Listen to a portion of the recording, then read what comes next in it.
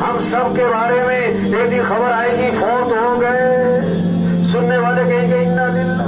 जनाजा कब है? रश पड़ेगा जनाजे में, दफनाने में चंद लोग, और दफनाने के आधे घंटे बाद कब्र पे कोई भी ना हो। कितना ही मशहूर आदमी हो, मर दफनाने के आधे घंटे बाद कोई भी नहीं। वो गए सगी माँ को दफना के, वो गए सरदार साहब को दफना के, वो गए एमपीए साहब को दफना के। आज अपने पर मट्टी नहीं पड़ने देते, फिर मनो मट्टी तले दबा दिए जाते, और मट्टी डालने वाले कौन? अपने, और सवाल समझ कर डालते। आज जमीन पर चल रहे, फिर जमीन में दफन हो जाएंगे। हाँ, 500 की जूती 5000 की, आगे सब नंगे पांव।